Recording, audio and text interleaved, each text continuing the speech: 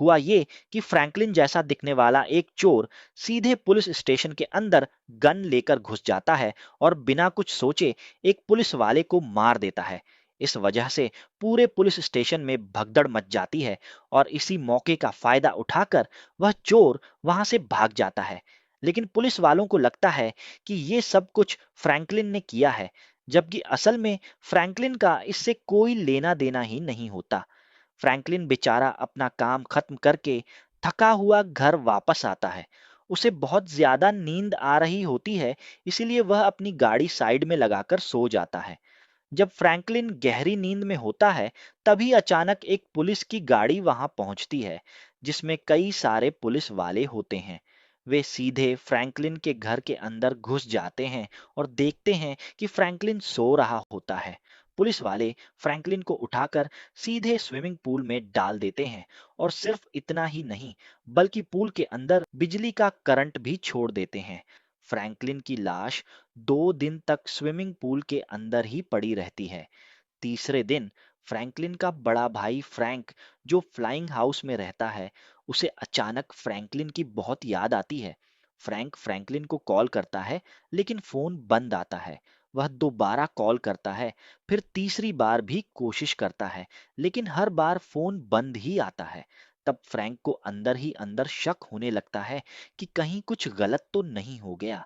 Frank बिना ज्यादा सोचे अपनी लेजेंडरी कार उठाता है और सीधे फ्रैंकलिन के घर की तरफ निकल जाता है। थोड़ी देर बाद जब वह फ्रैंकलिन के घर पहुंचकर गाड़ी से उतरता है और स्विमिंग पूल की तरफ देखता है, तो पूरा पूल लाल रंग का होता है। फ्रैंक सोचता है कि शायद फ्रैंकलिन ने स्विमिंग पूल का कलर बदल दिया हो। उसे क्या पता कि ये फ्रैंकलिन का खून है। फ्रैंक घर के अंदर जाता है और हर जगह फ्रैंकलिन को ढूंढता है, लेकिन फ्रैंकलिन कहीं भी नजर नहीं आता। उसका फोन भी बंद होता है। फ्रैंक को कुछ समझ नहीं आता कि फ्रैंकलिन गया तो गया कहाँ। आखिरकार फ्रैंक फैसला करता है कि पुलिस स्टेशन जाकर फ्रैंकलिन के गायब होने की रिपोर्ट लिखवानी चाहिए। जैसे ही फ्रैंक पुलिस स्टेशन के अंदर जाता है, वहां मौजूद सभी पुलिस वालों के चेहरे उतर जाते हैं, क्योंकि फ्रैंक और फ्रैंकलिन बिल्कुल एक जैसे दिखते हैं। जैसे ही फ्रैंक फ्रैंकलिन का नाम लेता है, पुलिस वाले बिना सोचे समझे उस पर फायरिंग शुरू कर देते हैं। फ्रैंक किसी तरह अपनी जान बचाकर वहां से भाग निकलता है। वापस फ्रैंकलिन के घर आने पर फ्रैंक देखता है कि स्विमिंग पूल का पानी बिल्कुल नॉर्मल हो चुका होता है। अब फ्रैंक को पूरा यकीन हो जाता है कि पुलिस वालों ने फ्रैंकलिन की लाश यहां से हटा दी है। इसके बाद फ्रैंक सोचता है कि क्यों ना फ्रैंकलिन के दोस्त माइकल को कॉल करके पूछा जाए। माइकल फ्रैंक को अपने घर आने के लिए कहता है और बोलता है कि जो कुछ भी है सब टीवी में दिख जाएगा। फ्रैंक रास्ते से एक गाड़ी लूटकर माइकल के घर पहुंचता है, लेकिन वहां माइकल भी नहीं होता और उसकी एक भी गाड़ी वहां मौजूद नहीं होती। जब फ्रैंक टीवी ऑन करता है, तो उस पर पूरी सच्चाई सामने आ जाती है कि किस तरह पुलिस वालों ने फ्रैंकलिन को मारा और क्यों मारा। ये सब देखकर फ्रैंक पूरी तरह गुस्से में आ जाता है और कसम खा लेता है कि अब वह किसी भी पुलिस वाले को जिंदा नहीं छोड़ेगा।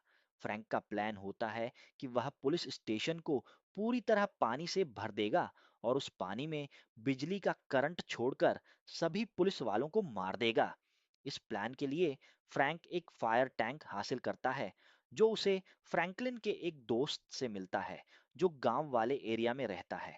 इसके बाद फ्रैंक एक पावरफुल मोटर कंस्ट्रक्शन एरिया के एक कंटेनर से हासिल करता है और बिजली का भारी वायर एयरपोर्ट के हैंगर के अंदर से ले आता है।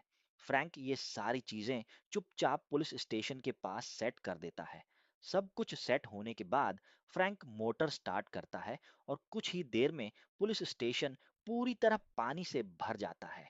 जैसे ही वह पानी में बिजली का करंट छोड़ता है, पुलिस स्टेशन के अंदर मौजूद सारे